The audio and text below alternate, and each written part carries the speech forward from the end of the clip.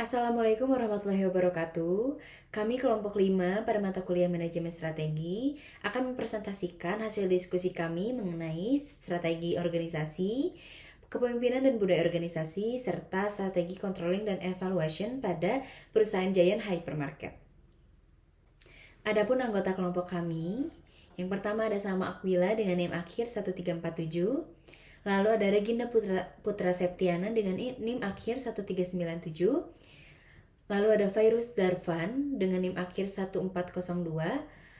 Lalu ada Alena Khairunisa dengan NIM akhir 1403. Dan yang terakhir saya sendiri, Sabrina Agni Nuroni dengan NIM akhir 1348.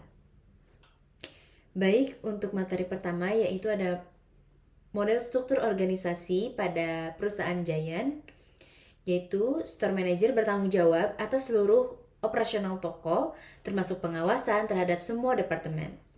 Yang kedua ada divisi utama atau subdivisi, yaitu DM Factory, yang bertugas untuk mengelola unit seperti gudang atau logistik internal toko, yaitu ada DHG1, DHG2, DHG3, dan DHG4. Lanjut ada DM GMS atau General Merchandise Store, yaitu menangani barang-barang non-makanan seperti kebutuhan rumah tangga, elektronik, dan fashion. Untuk DH Ladies ini pakaian wanita, DH Gen itu pakaian pria, DHHH itu household atau peralatan rumah tangga, DH Toys yaitu di mainan, DH Child yaitu produk anak-anak, dan lanjut ada DH Home perabot rumah, DH Elektrik yaitu elektronik, dan DH Food Wash yaitu sepatu dan aksesoris. Selanjutnya itu ada DM Fresh atau mengelola produk makanan segar seperti DH Fruit, DH Vegetable, DH Dairy atau produk susu, DH Bakery, roti dan kue, DH Meat and Sea yaitu daging dan ayam, dan DH Seafood. Selanjutnya itu ada DH Sales Support yaitu divisi pendukung operasional penjualan. Yang pertama ada DH Front D yaitu Front Desk. Yang selanjutnya ada DH Receive yaitu penerimaan barang, DH LP Loss yaitu DHLP atau Loss Prevention atau keamanan. Selanjutnya ada DHME atau Maintenance atau mekanik. Lanjutnya ada DH Promo, DH ACC atau akuntansi, DH COC, dan DH CASR atau DH Customer Relation. Dan yang terakhir ada Departemen DH HRD atau HR Department, dan DH Audit. Ya, dan selanjutnya itu ada supporting roles, di antaranya ada SPV RCE atau Supervisor Ready to Eat, SPV Banker, SPV Banking, SPV Line, dan Kasir. Baik, selanjutnya di sini ada kepemimpinan organisasi. Kepemimpinan di Giant Hypermarket menerapkan gaya kepemimpinan yang cenderung bersifat hierarkis dan top down sesuai dengan standar perusahaan retail multinasional. Berikut ada beberapa karakteristik kepemimpinan yang diterapkan. Yang pertama yaitu ada struktur hierarkis, keputusan strategis yang diambil oleh manajemen pusat kemudian dilaksanakan oleh manajer toko dan supervisor. Yang kedua yaitu ada kepemimpinan instruksional. Pemimpin memberikan arahan dan instruksi yang jelas sesuai standar operasional perusahaan. Yang ketiga yaitu ada orientasi pada kinerja. Manajer dan supervisor mendorong pencapaian target harian, efisiensi, dan pelayanan pelanggan. Yang keempat yaitu ada evaluasi rutin. Kinerja karyawan dinilai secara berkala untuk mendukung peningkatan produktivitas dan efisiensi. Yang terakhir yaitu kepemimpinan berbasis produser. Pemimpin mengedepankan kepatuhan terhadap SOP dan kebijakan perusahaan. Selanjutnya yaitu ada budaya organisasi, dibagi menjadi 7 aspek budaya. Yang pertama yaitu orientasi pada pelanggan. Pelayanan pelanggan yang cepat, ramah, dan efisien menjadi prioritas utama. Yang kedua yaitu kedisiplinan dan kepatuhan terhadap SOP seperti setiap aktivitas operasionalnya mengikuti prosedur standar yang ketat. Yang ketiga ada kerja tim, yaitu kolaborasi antar departemen sangat penting untuk kelancaran operasional toko. Yang keempat ada produktivitas dan efisiensi, yaitu karyawan diarahkan untuk mencapai target dan mengelola waktu serta sumber daya dengan optimal. Yang kelima yaitu ada hierarki yang jelas, yaitu struktur organisasi bersifat top-down dengan alur komando dan tanggung jawab yang terstruktur. Yang keenam ada pelatihan dan pengembangan SDM, yaitu karyawan mendapat pelatihan teknis dan soft skill untuk mendukung kinerja.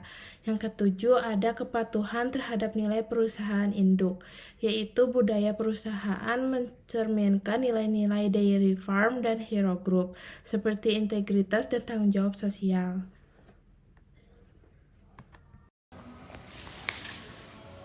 Strategi controlling digunakan untuk memastikan bahwa operasional di toko berjalan sesuai dengan standar yang ditetapkan dan mendukung pencapaian tujuan perusahaan. Pengawasan operasional harian dilakukan oleh supervisor dan manajer untuk memastikan seluruh aktivitas berjalan sesuai SOP dan target. Audit internal berkala, audit keuangan, inventaris, dan pelayanan dilakukan secara rutin untuk menjaga integritas dan efisiensi. Penggunaan sistem POS dan monitoring menggunakan sistem point of sales dan perangkat digital untuk memantau penjualan, stok, dan transaksi secara real time.